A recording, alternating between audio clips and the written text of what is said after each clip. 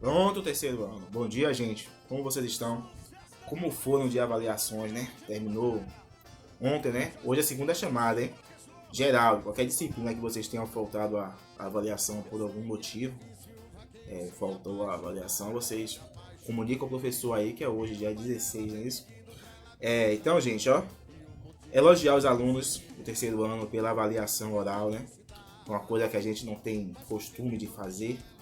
Até assim, na aula, né, quando eu estou explicando um assunto, às vezes eu solicito uma participação, alguma coisa, mas uma avaliação nunca não é costume nosso. Gostei do desempenho de vocês, apesar de eu ter usado somente 5 perguntas, né? Mas foi interessante, eu achei interessante. Assim, abaixo da média só teve um aluno, né? Um aluno que teve um desempenho que eu não esperava. Os demais tiveram um desempenho justamente que eu imaginei que poderiam ter. Alguns até me surpreenderam, né? Mas os demais, Jamile tem feito as atividades, então tinha que tomar uma nota boa. Karen tem feito as atividades, tinha que tomar uma nota boa. Mariana, que apesar de não sei, eu acho que manda atividade, mas acertou bastante perguntas, eu gostei. Alice também. Douglas não fez ainda. Flávio fez. Lucas também não fez ainda. Nota baixa tivemos poucas, né? Bem poucas, graças a Deus. É isso aí. Recesso, hein? Recesso pra vocês, pra mim. Graças a Deus, hein? Ganhar uma folga da cara e da voz e do contato. Né? É bom também. Bem, pessoal, nossa aula hoje é de gramática. Novamente, seguimos fazendo revisões. Né? Não são conteúdos novos, né? São conteúdos que estão sendo revisados. O pronome foi um assunto que foi cobrado também na avaliação. Um assunto que eu acredito que o aluno que chega no terceiro ano já sabe, né? Se o aluno chega no terceiro ano e não conhece o assunto do pronome, é porque ele falhou em algum momento. Né? Ele deixou de dar o valor a esse conteúdo. Novamente, o conteúdo dessa semana é verbo, né? Quantas vezes vocês já devem ter estudado o verbo, né? Falar de primeira, segunda e terceira pessoa, falar de verbo no singular, de verbo no plural, falar de modo indicativo, modo subjuntivo, são coisas que a gente já estuda, reestuda. E mesmo assim eu dividi esse conteúdo de 2 vezes, até porque apesar de ser algo que já estudamos, é longo, né? É longo chegar aqui nessa parte de verbos abundantes, verbos efetivos, começa a ficar muita coisa, pode ficar cansativo. Então, eu dividi esse conteúdo de 2 etapas e também porque vocês acabaram de fazer a avaliação, né? Pode ser já estar reclamando aí, pô, acaba a avaliação, outro dia já tem aula, já tem atividade, então vai ser algo mais tranquilo, mais pacífico, gente, tá bom? No mais, pessoal, como eu elogiei os alunos que tiveram boa participação, mantenham o foco, descansem, se recuperem, mas mantenham o foco das atividades, dos conteúdos, já quando marcar a avaliação, tomar aquele susto e ficar, pô, já prova? Vai ser logo também, assim que voltar não vai demorar, terá mais ou menos 2 semanas de aula e virá a avaliação, tá bom? Então descansem. Vai rodar o vídeo aí com a explicação da metade do assunto, que foi problemado, como eu falei. E no mais, isso aí, gente. Tchau, tchau. Um abraço. Qualquer dúvida é através do WhatsApp, certo? Qualquer dúvida, qualquer comentário, o contato é pelo WhatsApp. Não precisa comentar no vídeo, não precisa nada disso. Chega lá no WhatsApp e pergunta ao professor. Vou falar, professor, poderia ter explicado melhor tal coisa? Professor, poderia acrescentar não sei o quê? É tudo pelo WhatsApp, certo? O YouTube é somente para vocês assistirem a aula. Quiser dar um joinha, uma curtida, é bom, valoriza o professor, vai. Não precisa ficar, né? Muita coisa não. Tá certo, gente? Tchau, tchau. Se divirtam. Até Vamos mais. lá. Morfologia verbo, página 38.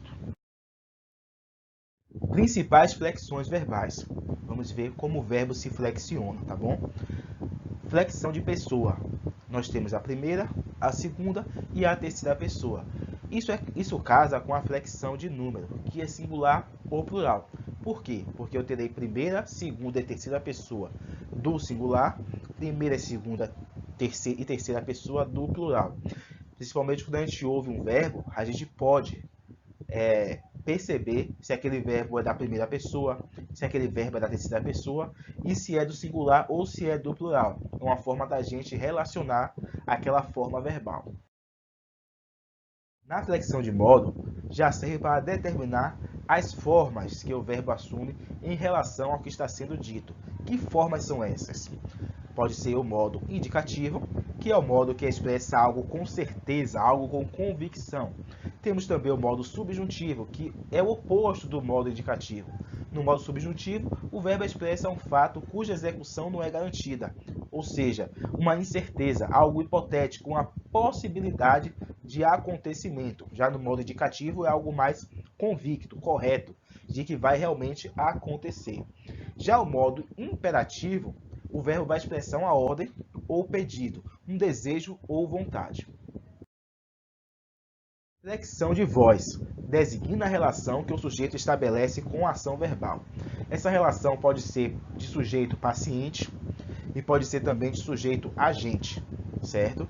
Vamos entender. A voz chamada de voz ativa é quando aquela frase apresenta um sujeito praticante da ação que o verbo expressa. Nessa situação, o sujeito ele é agente, porque ele é quem age.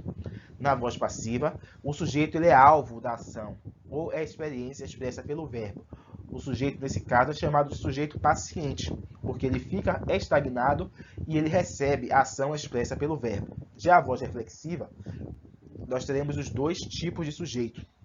Um sujeito que ele é ao mesmo tempo agente e ele é ao mesmo tempo paciente, ou seja, ele pratica e sofre ação ao mesmo tempo. Flexão de tempo. Aí é bem fácil, hein? Indica a noção temporal expressa pelo verbo. Como pode ser esse tempo? Passado, que é o mesmo pretérito, presente e futuro. Tempos simples do verbo. Tempos simples do verbo. Aí temos aí um pormenor, tá bom? Alguns verbos eles apresentam subdivisões.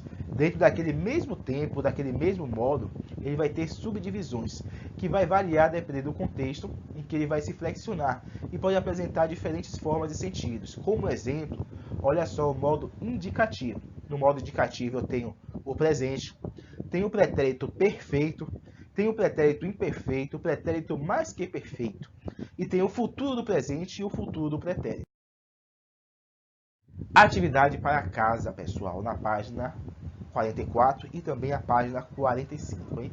Bem pouquinho, porque eu dividi esse assunto em duas etapas, justamente para não ficar muita coisa para o dia de hoje, pós-avaliações. Então, vamos ficar com 2 páginas somente para a atividade de casa, tá bom? Quando retomarmos as aulas, eu posso estar passando, irei passar o restante desse conteúdo e depois finalizaremos com a última aula do módulo, certo, gente? Ok, essa foi a nossa aula de hoje, atividade para casa. Qualquer dúvida através do WhatsApp, tem também a atividade do dia. E aproveite o recesso e divirtam-se. Tchau, tchau, gente. Um abraço.